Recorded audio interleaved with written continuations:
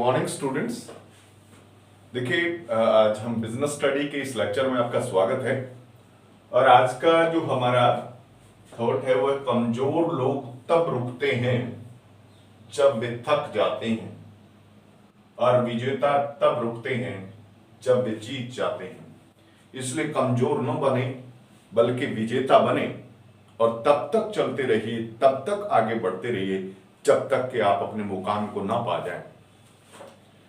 तो स्टूडेंट्स, जैसे कि हमारा जो लेसन चल रहा है बिजनेस स्टडी में डायरेक्टिंग, और डायरेक्टिंग के अंतर्गत जो हमारा टॉपिक है वो सुपरविजन चल रहा था।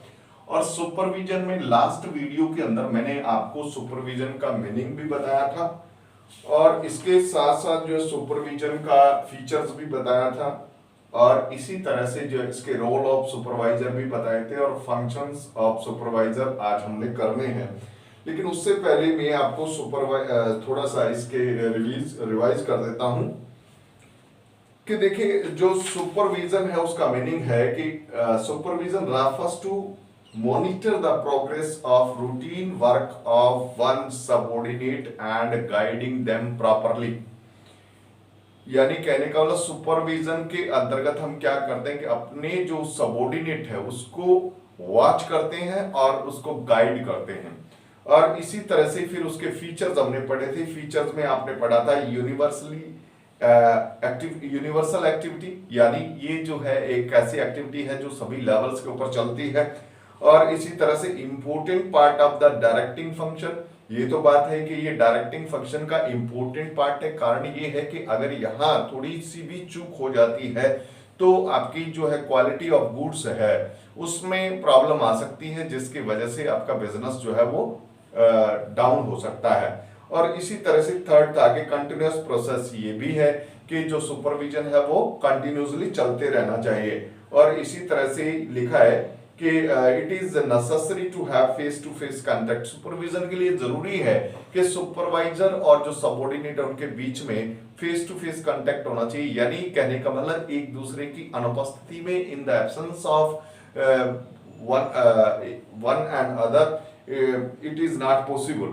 और इसी तरह से लिखा है कि it ensure that work is proceeding as per the required level of performance. और देखिए, इसमें जो है लेवल चेक किया जाता है और इसी तरह से optimum utilization of human and other resources. इसमें ये जो है एक्चुअली देखा जाता है कि जो ह्यूमन रिसोर्सेज है, जो अदर यानी मटेरियल है, मशीनरी है, ये रिसोर्सेज इनका सही ढंग से यूज हो रहा है या नहीं हो रहा है। और इसके साथ साथ इसमें लिखा है it has special importance for the lower level manager. ये तो बात है कि लोअर लेवल मैनेजर में सुपरवाइजर और इंस्पेक्टर होते हैं, इनमें ही इसका जो है ज्यादा इंपोर्टेंस होता है। और इसके बाद आ जाता है रोल ऑफ सुपरवाइजर। हमने इसके 3 रोल्स पढ़े थे। पहला था एज ए की मैन। देखिए, की मैन के रूप में भी इसका जो है रोल होता है, आपने पढ़ा था, क्योंकि ये जो प्लान्स बनाए जाते हैं किसके द्वारा, टॉप लेवल और मिडिल लेवल के द्वारा, उनको एक्शन में लेकर के आते हैं। और इसके बाद है एज ए मीडिएटर। ये देखिए, एक तरह से जो आपके टॉप लेवल और मिडिल लेवल मैनेजमेंट है और इसके साथ साथ जो नॉन मैनेजर लेवल है उनके बीच में एक तरह से मीडियोकर का काम भी करते हैं। और इसी तरह से ह्यूमन रिलेशन स्पेशलिस्ट इनको होना चाहिए, क्योंकि इनको मजदूरों की प्रॉब्लम से दो चार होना पड़ता है, इनको डिस्प्यूट वगैरह उनको भी देखना पड़ता है। तो ये थे आपके रोल ऑफ सुपरवाइजर। अब हम बात करेंगे फंक्शंस ऑफ ए सुपरवाइजर, यानी एक सुपरवाइजर का क्या फंक्शन होता है, क्या वो जो है एक्टिविटीज परफॉर्म करता है अपने ऑर्गेनाइजेशन के अंदर, तो उसके बारे में हम बात करेंगे। या मैं ये कह सकता हूं, या इंपोर्टेंस ऑफ ए सुपरवाइजर भी कह सकते हैं कि सुपरवाइजर का क्या इंपोर्टेंस है, फंक्शन के रूप में कह लें या इंपोर्टेंस के रूप में कह लें, एक ही बात है। तो अब देखिए, यहाँ पर सबसे पहले इसमें जो इसका फंक्शन लिखा है वो है फैसिलिटेट कंट्रोल, कि ये जो कंट्रोल है उसको फैसिलिटेट करता है, कंट्रोल को बनाए रखता है। कैसे बनाए रखता है? देखिए कि सुपरविजन के अंतर्गत, जैसा कि इसके मीनिंग के अंदर आपने पढ़ा कि monitor the progress of routine work of subordinate, यानी अपने सबऑर्डिनेट के रूटीन वर्क को जो है मॉनिटर करता है। और मॉनिटरिंग के दौरान ये करता क्या है, एक्चुअली कंट्रोलिंग करता है, यानी किसी भी तरह की अगर लगता है कि प्लान के अकॉर्डिंगली कोई एक्टिविटी नहीं हो रही है तो उसको वहीं चेक करता है और उसमें जो भी करेक्टिव एक्शन ली जाती है वो लिया जाता है। तो इस तरह से एक तरह से ये फैसिलिटेट करता है किसको, कंट्रोल को। और इसके बाद हम आते हैं कि ऑप्टिमम यूटिलाइजेशन ऑफ रिसोर्सेज, ये बात भी आपने पढ़ा था कि एक्चुअली ये जो इस बात को सुनिश्चित करता है कि जो भी रिसोर्सेज हमारे पास है, चाहे वो ह्यूमन रिसोर्सेज है, चाहे वो आपके मैन मटेरियल यानी जो आपके फिजिकल रिसोर्सेज है, इन सभी रिसोर्सेज का सही ढंग से यूज करवाता है। यानी किसी भी तरह से जो अगर एम्प्लॉय जो है या जो वर्कर्स हैं वो अगर काम नहीं करते हैं तो उनको भी देखता है, और इसके अलावा जो आपके अदर रिसोर्सेज हैं उनका भी कहीं मिसयूज हो रहा है तो उसको भी रोकता है। तो इसलिए हम कहेंगे कि इसकी वजह से ये जो आपके रिसोर्सेज है उनका ऑप्टिमम यूज होता है। और उसके बाद हम आते हैं इनके मेंटेनेंस ऑफ डिसिप्लिन। देखिए ये स्ट्रिक्टली वॉच करता है, मॉनिटर करता है किसको, अपने सबऑर्डिनेट को, और उनको टाइम टू टाइम गाइड भी करता है और उनको डिसिप्लिन के बारे में समझाया जाता है, यानी उनको टीच करता है लेसन किसका, डिसिप्लिन का लेसन टीच करता है। और इसी तरह से जब भी कहीं स्पेशल अटेंशन की जरूरत होती है तो वहां भी ये उस चीज को अटेंड करता है, और यदि किसी तरह की कमी होती है तो आपको बताया कि उसमें ये जो है अपना इंटरफेरेंस करके उसको सेट करता है। तो ये कहेंगे हम कि ये डिसिप्लिन मेंटेन करने में भी हेल्प करता है। और इसके बाद हम बात करेंगे फीडबैक के। सुपरविजन के दौरान क्या होता है कि सुपरवाइजर जो है वो क्लोज कांटेक्ट में रहता है किसके, जो उनके सबऑर्डिनेट, यानी कहने का मतलब जो वर्क फोर्स होती है उसके क्लोज कांटेक्ट में रहता है, यानी डायरेक्ट कांटेक्ट में रहता है। और उनके जो आइडियाज है, सजेशन है या कंप्लेंट वगैरह होती है कोई भी मैनेजरल डिसीजन के बारे में, तो उनको मैनेजर्स तक पहुंचाता है और मैनेजर्स फिर अपनी जो पॉलिसी फॉर्मुलेशन है उनमें उन चीजों को ध्यान में रखते हैं। इसी तरह से जैसे यानी एक तरह से क्या करता है कि ये जो भी मैनेजरल पॉलिसी होती है उनका फीडबैक जो वर्कर्स हैं उन पर क्या उन पर उसका क्या असर हुआ, उसका फीडबैक ये किसको देते हैं, ये मैनेजमेंट को देते हैं। और इसके बाद नेक्स्ट आता है इम्प्रूव्स कम्युनिकेशन। कहता है where are a situation of dispute arises between any two parties.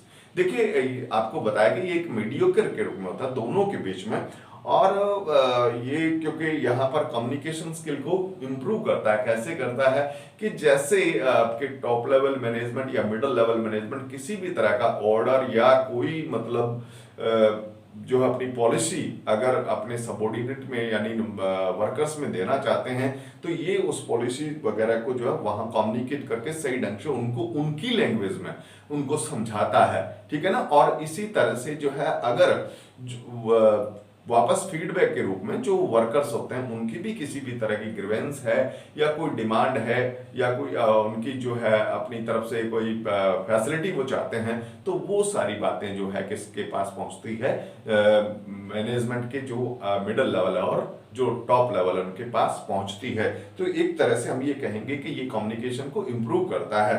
और इसी तरह से इसके बाद सिक्स्थ जो इसका फंक्शन है वो है इम्प्रूव्स मोटिवेशन। देखिए एक बात सुनिए आप कि हर एम्प्लॉय जो है इंस्पायर होता है किससे, अपने जो हायर अथॉरिटी होती है उससे इंस्पायर होता है। Every employ inspire to see himself as an important. और एक बात और भी है कि हर एम्प्लॉय चाहता है कि वो उसको ऑर्गेनाइजेशन का एक इम्पोर्टेंट पार्ट जो है वो समझा जाए। और सुपरवाइजर क्या करता है कि इस तरह से सबऑर्डिनेट यानी जो आपके वर्कर्स होते हैं उनके बीच में कार्य को डिवाइड करता है, जिससे हर एक जो एम्प्लॉय है वो अपने आप को इम्पोर्टेंट समझ सकता है और एक तरह से यानी ये फील करवाता है कि वो बिजनेस के लिए बड़ा यानी ऑर्गेनाइजेशन के लिए बड़ा इम्पोर्टेंट है।